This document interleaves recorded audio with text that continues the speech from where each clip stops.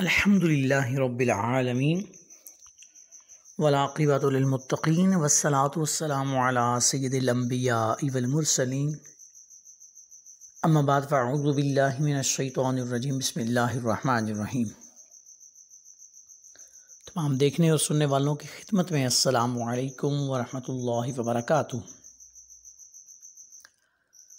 آج ہم دوسرے پارے کے مضامین کے ساتھ حاضر ہیں۔ دوسرے پارے کا خلاصہ تفسیر آپ کی خدمت میں پیش کرتے ہیں۔ دوسرے پارے کا آغاز بھی اس بیان سے ہے کہ اب مسلمانوں کا قبلہ تبدیل کیا جا رہا ہے اور ہٹ درم لوگ اور منافقین اس پر اعتراض کریں گے کہ یہ کیوں ہوا۔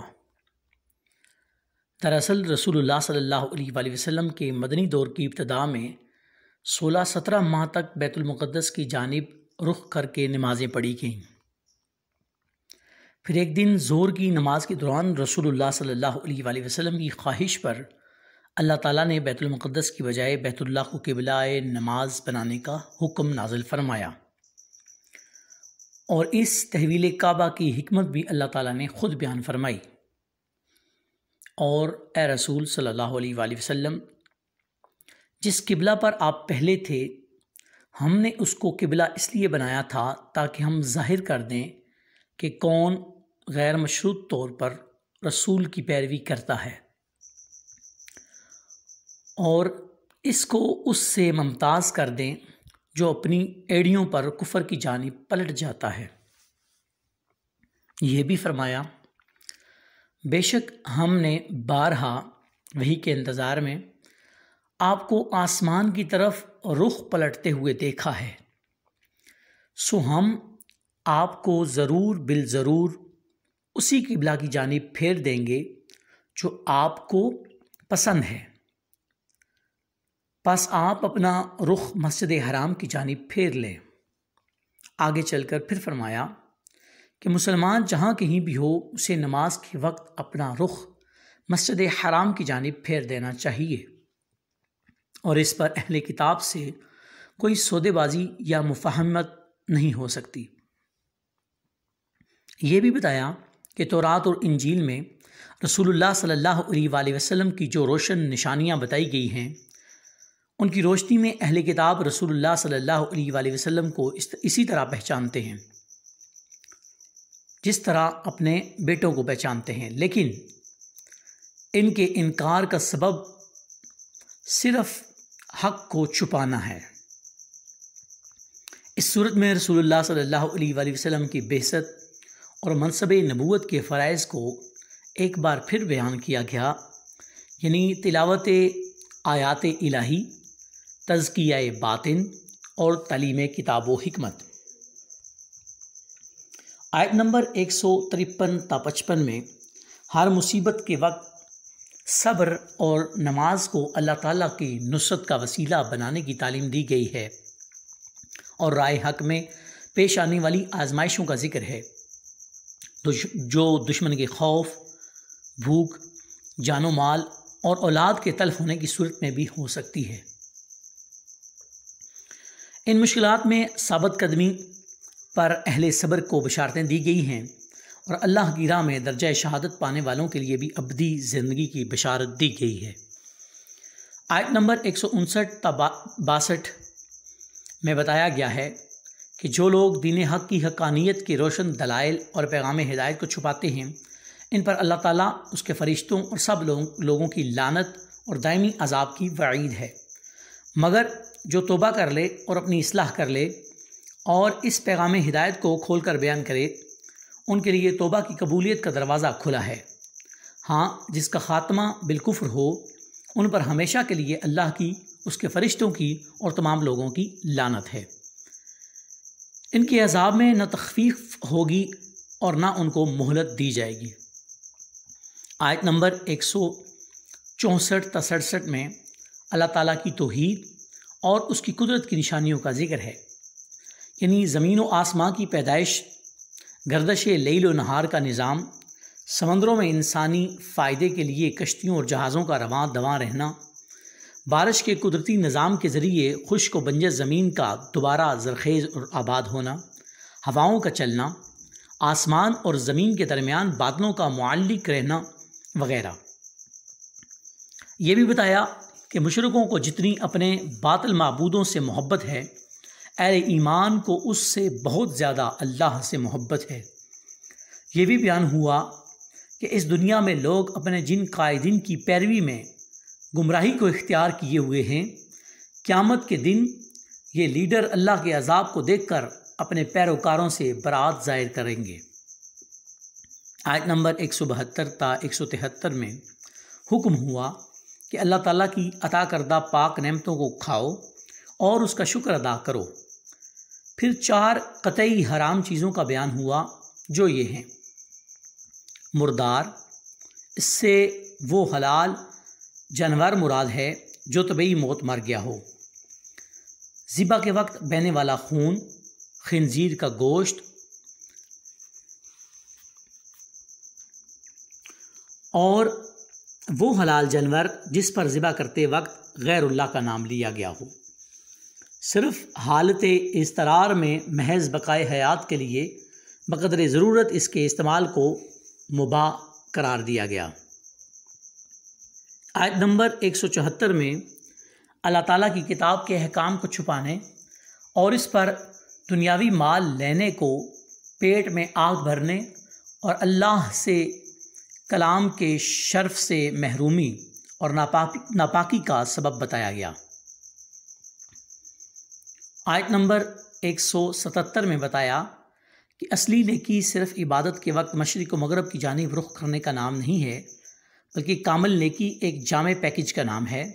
یعنی اللہ تعالیٰ، یوم قیامت، ملائکہ، تمام الہامی کتب اور سارے انبیاء پر ایمان۔ اس کے ساتھ ساتھ انفاق فی سبیل اللہ، نظام صلاۃ و زکوٰۃ کا قیام، ایفائے عہد اور ہر مصیبت کے وقت صبر و استقامت۔ پھر فرمایا کہ در حقیقت جو لوگ ان تمام صفات کے حامل ہیں وہی دعوی ایمان میں سچے اور متقی ہیں۔ آیت نمبر 178 اور 179 میں اسلام کے قانون قصاص کا بیان ہے، اور اللہ تعالیٰ نے فرمایا، قصاص میں تمہارے لیے زندگی ہے۔ چنانچہ آج ہم دیکھ رہے ہیں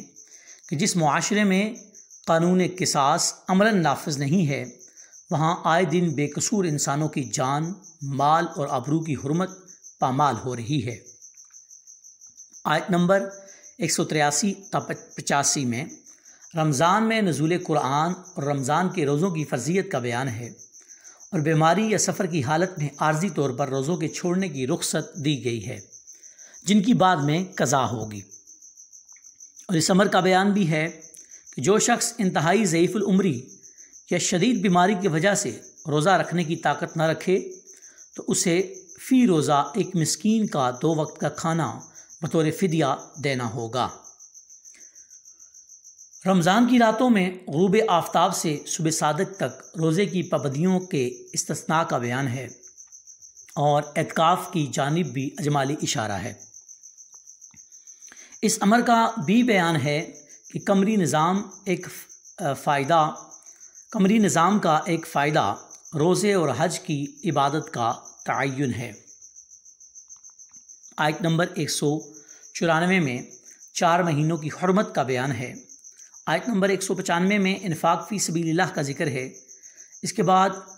آیت 203 تک حج اور عمرے اور حج کے بعض مسائل کا بیان ہے۔ آیت نمبر 260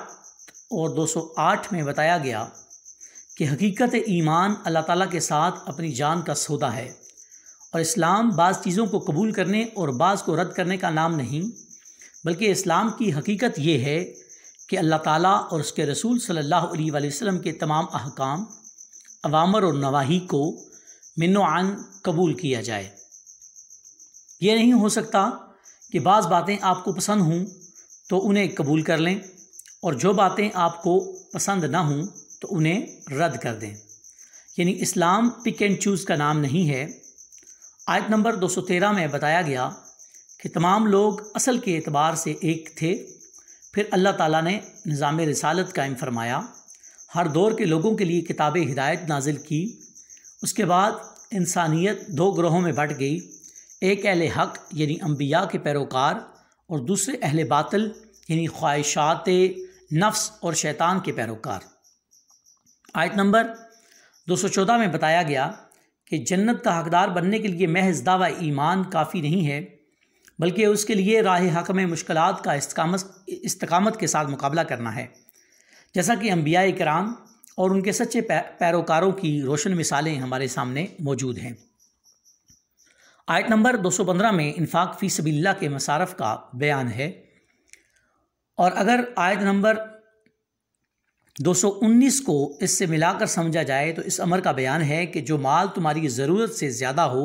اسے اللہ کی راہ میں خرچ کرو۔ اس آیت میں شراب اور جوئے کی حرمت کا ابتدائی بیان ہے کہ ان کے نفع کے مقابلے میں ان کا گناہ بہت بڑا ہے۔ آیت نمبر 216 میں جہاد کی فرضیت کا بیان ہے۔ آیت نمبر 221 میں مشرک مردوں اور عورتوں سے نکاح کی ممانعت کا بیان ہے، اور آیت نمبر 222 میں اس امر کا بیان ہے کہ ایام مخصوص یعنی حالت حیض و نفاس میں عورت سے مباشرت منع ہے۔ آیت نمبر 224 اور 225 میں اس امر کا بیان ہے کہ اگر کسی نے ایسی قسم کھا لی ہے جس پر قائم رہنا شریعت کی روح سے ناپسندیدہ ہے تو اسے چاہیے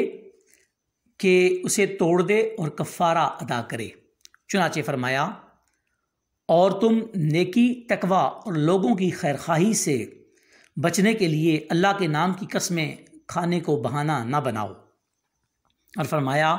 کہ اللہ کے نزدیک مواخذہ ان قسموں پر ہوگا جو پختہ ارادے سے کھائی ہوں،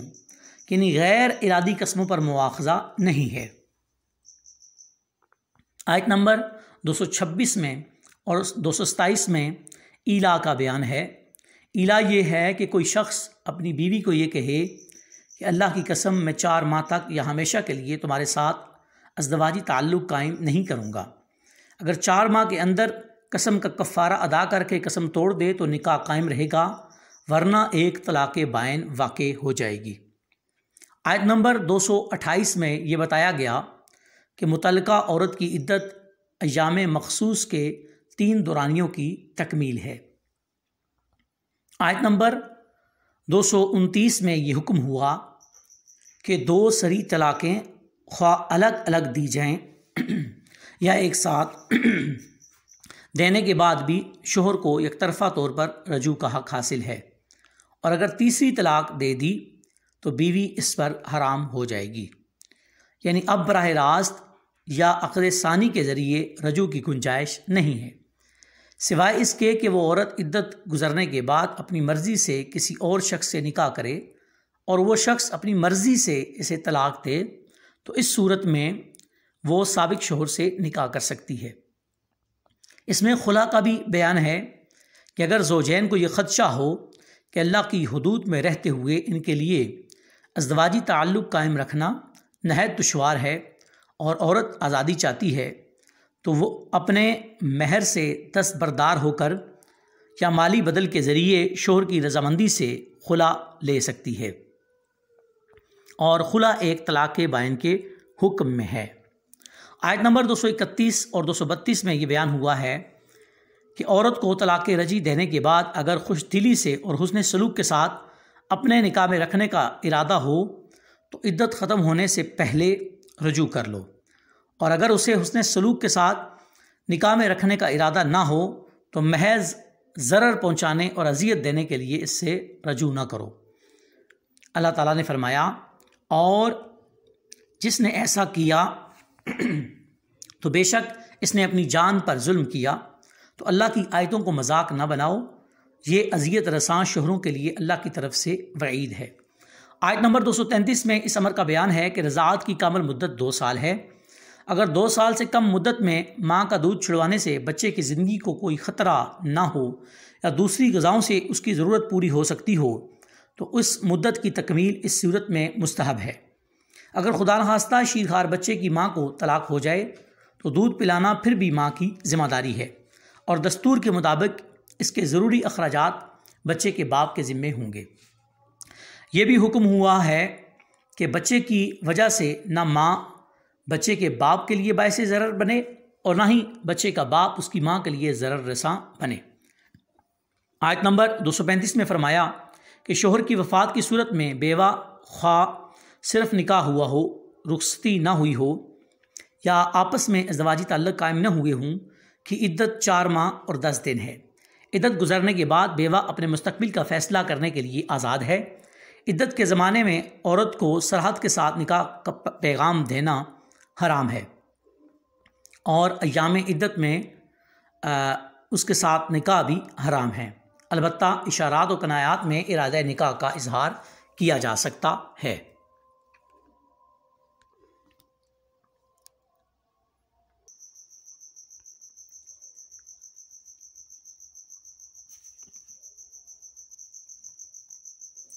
آیت نمبر 237 میں اس امر کا بیان ہے،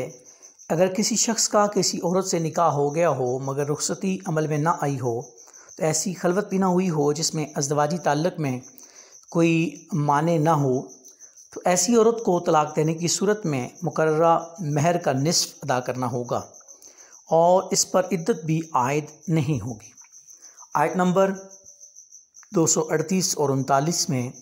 سب نمازوں خصوصاً نماز عصر کی حفاظت کا حکم ہے۔ بعد والی آیت میں خوف کی حالت میں سواری پر نماز پڑھنے کی رخصت کا ذکر ہے۔ آیت نمبر 243 میں بنی اسرائیل کے ایک گروہ پر موت طاری کرنے اور پھر زندہ کرنے کا بیان ہے۔ آیت نمبر 244 میں اللہ تعالیٰ کے راستے میں جہاد کرنے اور آیت نمبر 245 میں قرض حسنہ کے اجر کو دگنا کرنے کا ذکر ہے۔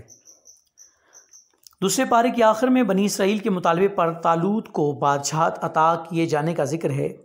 اس پر مخالفین کے اعتراضات کا جواب دیتے ہوئے بتایا گیا ہے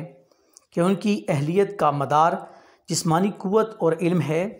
اور بادشاہت اللہ کی عطا سے ملتی ہے۔ پھر شموئیل علیہ السلام نے طالوت کی بادشاہت کی نشانی کے طور پر اپنی قوم کو بتایا کہ تمہارے پاس ایک تابوت آئے گا جسے فرشتے اٹھائے ہوئے ہوں گے، جو تمہارے لیے رب کی جانب سے باعث طمانینت ہوگا اور اس میں آل موسیٰ اور آل ہارون کے تبرکات ہوں گے۔ پھر طالوت کے ساتھ لڑنے والے لشکر کو ایک آزمائش سے گزارا گیا اور کم لوگ اس آزمائش پر پورا اترے۔ اللہ تعالیٰ نے یہ بھی بتایا کہ اہل ایمان کی قلیل جماعت دشمن کی کثیر جماعت پر غالب آ جاتی ہے۔ پھر جب جالوت اور اس کے لشکر سے مقابلہ ہوا تو اہل حق اور اصحاب طالوت نے یہ دعا پڑھی، اے ہمارے رب ہم پر صبر انڈیل دے اور ہم کو ثابت قدم رکھ اور کافروں کی قوم کے خلاف ہماری مدد فرما۔ پھر حضرت داؤد نے جالوت کو قتل کیا، جالوت کے لشکر کو شکست ہوئی اور اللہ تعالیٰ نے داؤد علیہ السلام کو سلطنت اور حکومت عطا فرمائی۔ اللہ تعالیٰ نے یہ بھی فرمایا کہ وہ مفسدین کے شر کو اگر نیک لوگوں کے ذریعے دفع نہ فرمائے تو زمین میں فساد برپا ہو جائے۔ یہ تھا خلاصہ تفسیر پارہ نمبر 2۔ اللہ رب العالمین کی بارگاہ میں التجا اور دعا ہے کہ مالک دو جہاں اگر ہم سے کوئی اس میں غلطی یا کوتاہی ہو گئی ہو، اپنے فضل اور اپنی رحمت سے معافی عطا فرما، ہمیں قرآن مجید کو سمجھنے اور اس پر عمل کرنے کی توفیق عطا فرما۔